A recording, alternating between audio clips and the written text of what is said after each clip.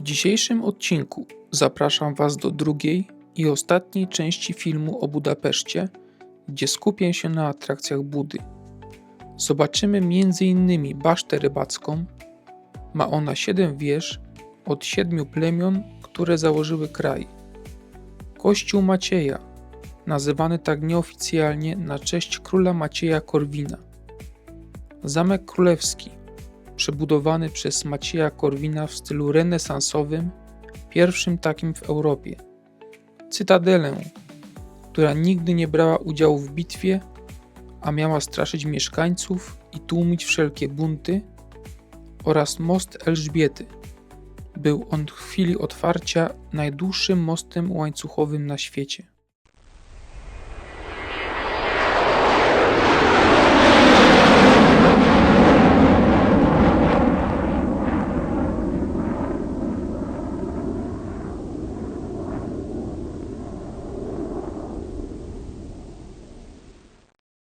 Buda ma korzenie sięgające czasów celtyckich osad, a później stała się częścią rzymskiego Aquincum w I wieku naszej ery. Prawdziwy przełom przyszedł w XIII wieku, gdy król Bela IV, uciekając przed mongolską inwazją w 1241 roku, postanowił uczynić Budę stolicą Węgier. Mongołowie spustoszyli kraj, ale Bela odbudował wszystko z determinacją, przynosząc to dwór królewski dla lepszej obrony. W XIV i XV wieku Buda tkwiła pod rządami króla Macieja Korwina, który sprowadzał włoskich artystów i uczonych, czyniąc miasto ośrodkiem renesansu na Węgrzech. Legenda głosi, że Maciej był tak charyzmatyczny, iż lud nazywał go sprawiedliwym. Podobno osobiście rozstrzygał spory mieszkańców, spacerując po ulicach incognito. Potem nadeszła era osmańska. W 1541 roku Turcy zajęli Budę na ponad 140 lat. Miasto stało się prowincją Imperium Osmańskiego, a węgierska kultura mieszała się z orientalnymi wpływami. W 1686 roku, po wielkim oblężeniu, Buda została wyzwolona przez koalicję chrześcijańską, ale zwycięzcy splądrowali wszystko, co zostało. Mieszkańcy uciekli, a miasto musiało powstać od zera. W XVIII wieku, pod panowaniem Habsburgów, Buda odrodziła się jako administracyjne centrum z rosnącą populacją mieszającą Niemców, Węgrów i Słowian. XIX wiek przyniósł Unię. W 1873 roku Buda połączyła się z Pesztem i Obudą, tworząc Budapeszt. To było jak małżeństwo z rozsądku. Buda wnosiła wzgórza i historię, Peszt dynamikę i handel. Podczas II wojny światowej Buda przetrwała ciężkie bombardowania, stając się symbolem węgierskiej odporności.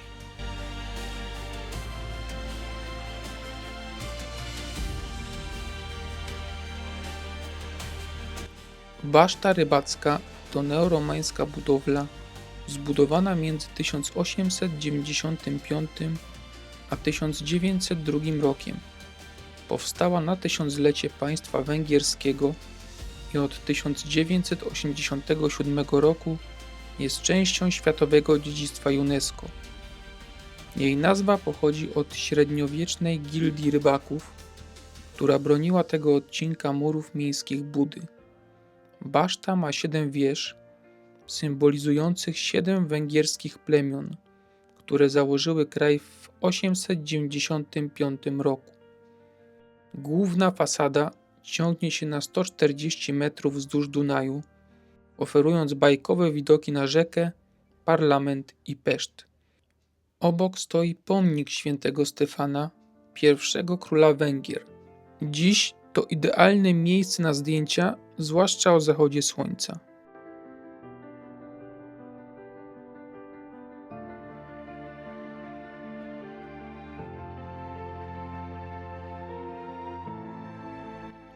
Kościół Macieja położony jest na malowniczym wzgórzu zamkowym. Oficjalnie nazywa się Kościołem Najświętszej Maryi Panny i jest ikoną węgierskiej historii i architektury. Początki tej świątyni sięgają XIII wieku, kiedy zbudowano ją jako kościół dla niemieckich mieszczan. Szybko stał się miejscem kluczowych wydarzeń.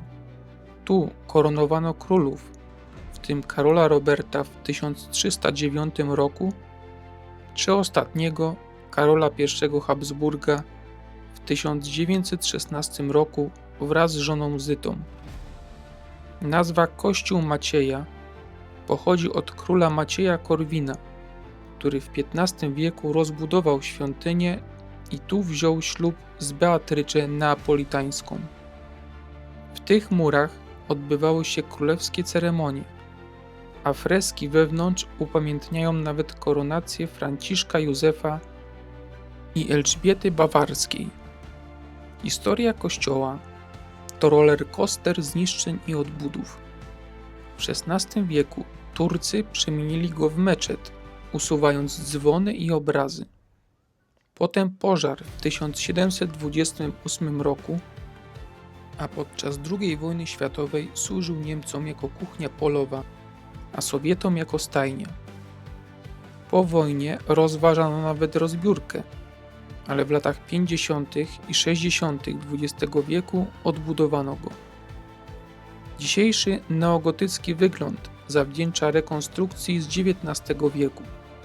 To wtedy dodano kolorowy dach z ceramicznymi dachówkami i bogate freski.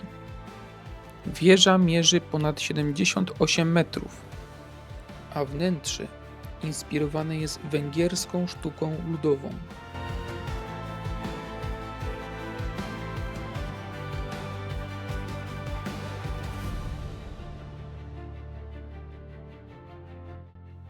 Neogotycki pałac Ministerstwa Spraw Wewnętrznych został zbudowany w latach 1901-1904 według projektu Sandora Fellnera. Ten imponujący budynek, inspirowany pobliskim kościołem Macieja, zdobią kolorowe płytki i dwie wieże z miedzianymi posągami, w których ukryto historyczne dokumenty. Zniszczony w II wojnie światowej, służył potem jako akademik i centrum życia studenckiego.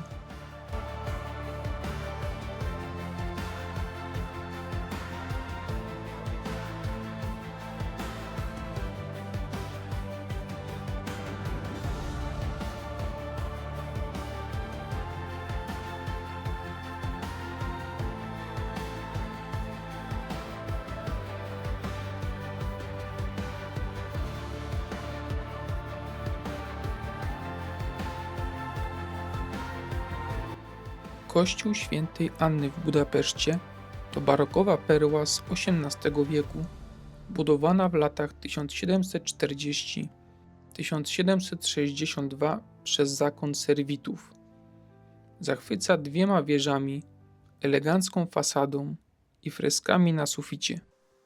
Kościół reformowany to neogotycka świątynia zbudowana w latach 1893-1896. Jej czerwona, ceglana fasada i wysoka wieża dzwonnicza dodają uroku nabrzeżu Dunaju.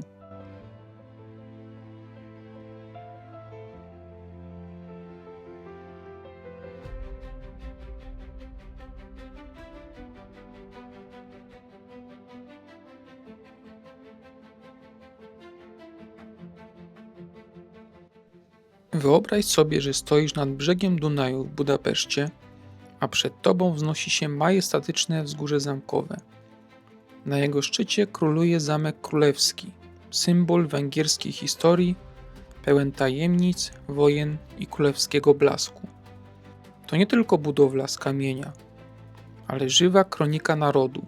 Wszystko zaczyna się w XIII wieku, po niszczycielskim najeździe Mongołów z 1241 roku. Król Bela IV, uciekając przed hordami, ślubował zbudować fortecę na wzgórzu.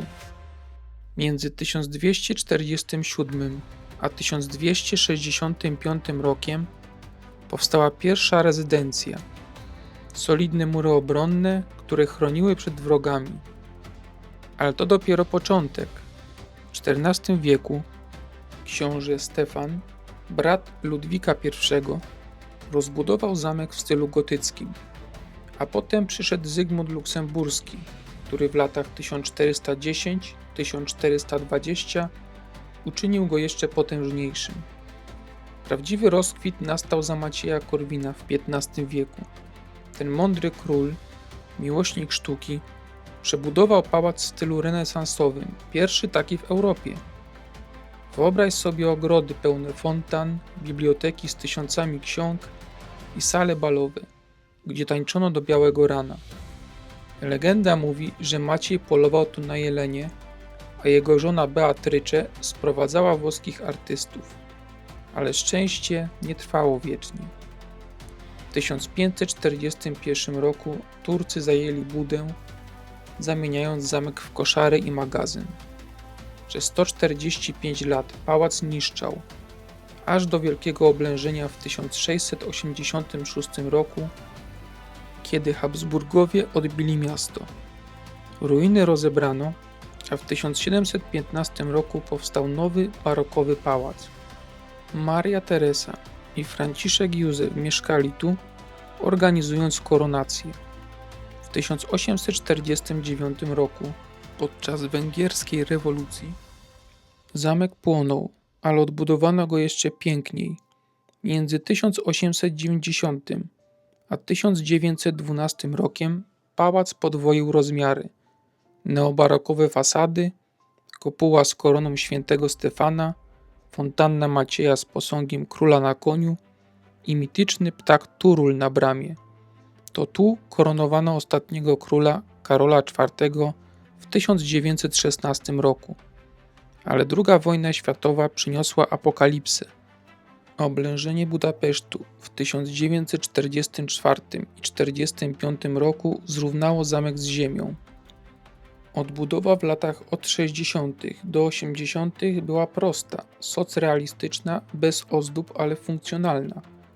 Czy wiesz, że pod zamkiem kryje się labirynt tuneli, gdzie ukrywano skarby? Albo że fontanna Macieja to arcydzieło z brązu, gdzie król poluje na jelenia? Dziś zamek to muzea. Węgierska Galeria Narodowa z dziełami mistrzów, Muzeum Historii Budapesztu i Biblioteka Szyczeniego. Od 1987 roku na liście UNESCO, a od 2014 roku trwa rekonstrukcja.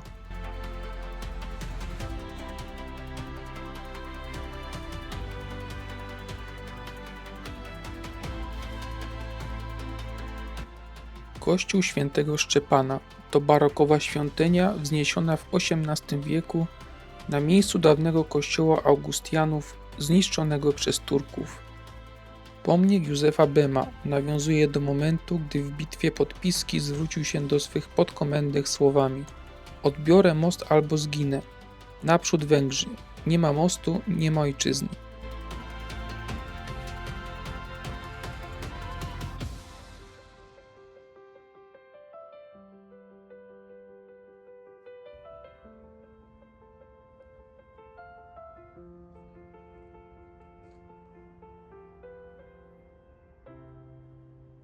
Kościół w Skale powstał niewiele ponad 100 lat temu.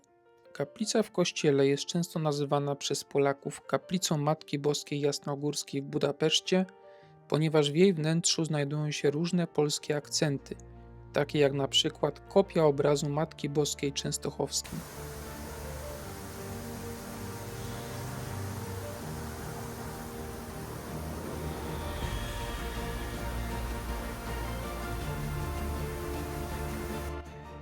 Góra Gellerta to wzgórze pełne tajemnic i zapierających dech widoków. Nazwa pochodzi od świętego Gellerta, biskupa z XI wieku, który próbował nawracać pogan. Ci, wściekli, wrzucili go do beczki nabitej gwoździami i zrzucili ze skał prosto do Dunaju. Dlatego w 1904 roku postanowiono mu tu monumentalny pomnik. Święty Gellert w złocistej szacie nosi krzyż i błogosławi miasto, a poniżej wodospad symbolizuje łzy Budapesztu. A nieco dalej mniej znana, ale piękna rzeźba. Książę Buda z prawego brzegu i księżniczka Pesztu z lewego, trzymający razem liść palmowy, symbol zjednoczenia Budy i Pesztu w jedno miasto w 1873 roku. Góra Gellerta to nie tylko punkt widokowy, to miejsce, gdzie krzyżują się legendy, historia i miłość do tego miasta.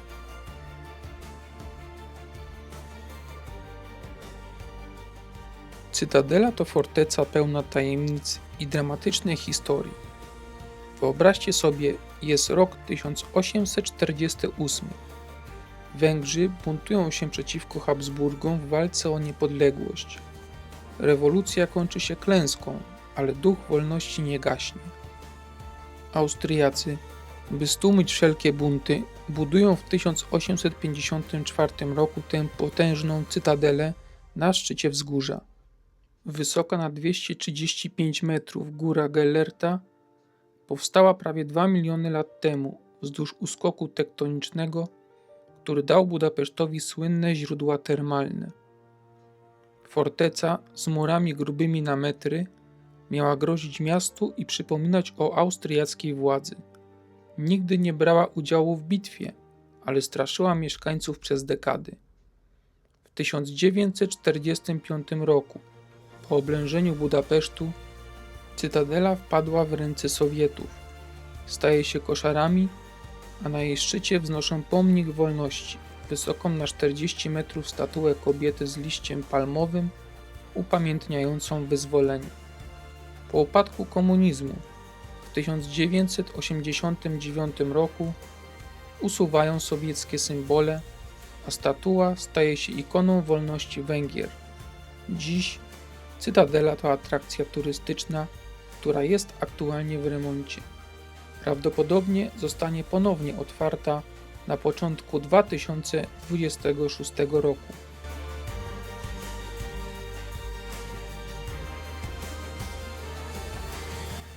Wyobraź sobie most, który przetrwał wojnę i odrodził się jako symbol wolności. Zbudowany w 1896 roku na tysiąclecie Węgier, zachwyca secesyjnym stylem i mitycznymi turlami.